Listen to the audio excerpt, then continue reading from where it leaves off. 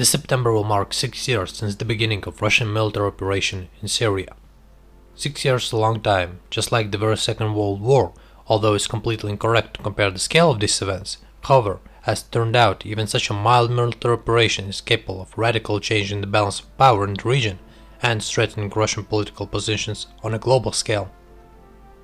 Our military forces made the most for now, preserved the sovereignty of Syria despite its small size. However, it has not been fully restored.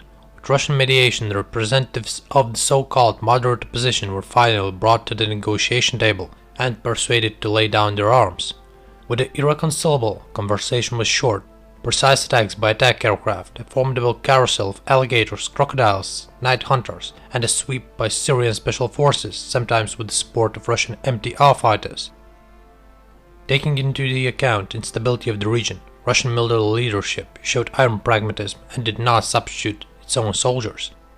There are no wars without casualties, but even the most rabid Russophobic experts admitted that the attitude to life of each serviceman was unlike previous wars, even local ones.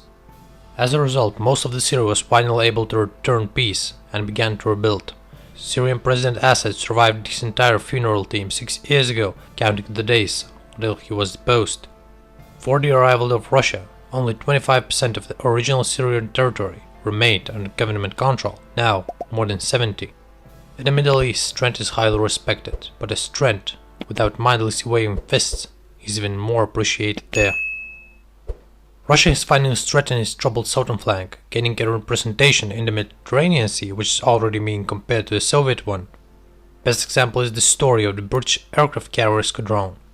While the destroyer Defender was combining British pride with hooligan raid off the coast of Crimea, his flagship aircraft carrier Queen Elizabeth was subjected to humiliating training attacks by Russian missile carriers from the Khmeimim Air Base and the naval squadron led by Cruise Moskva.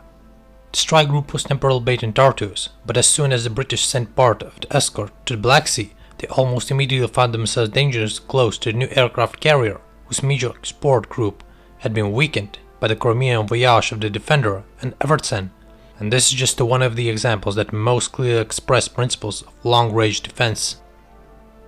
Russian weapons Syria received both, a proving ground and a great demonstration of its capabilities. As a result, contracts with Algeria for deliveries of Su-34 multipurpose aircraft, with Egypt for T-90 tank and naval version of Ki-A-52 helicopter and the Su-35 fighter. Confident work to protect the skies of the Khmeimim base helped advance S-400 Triumph anti-aircraft missile systems despite tough US sanctions. One of these deals even corralled the Turks with their big brother from the United States. In addition, a whole universe of attack and fighter aviation pilots passed through Syria, who received a unique experience in the peacetime. No less a surprise for the West was the ability of our aviation and navy to transfer troops and material in the shortest time possible.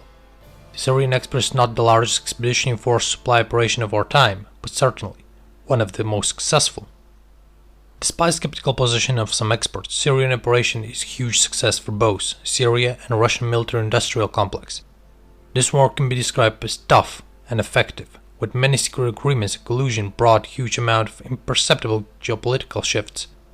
Russia became part of Syrian campaign, and 4 years later, not a single political consultation about the further fate of the region was without Moscow's special opinion. If you liked the video, be sure to subscribe and ring the bell.